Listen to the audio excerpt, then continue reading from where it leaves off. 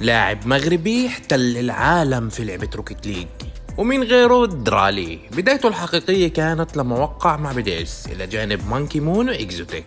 البداية كانت صعبة لأنه بعد المنافسة في ريجونالز أوروبا جاء الوقت لأول ميجور، وهو ميجور كوبنهاجن. درالي وفريقه كانوا من أفضل 8 بعد ما خرجوا من G2. أما عن ميجور لندن كمان مرة من أفضل 8 بعد ما خرجوا من جنتلميتس. وصلنا للحظة الحقيقة وهي كأس العالم.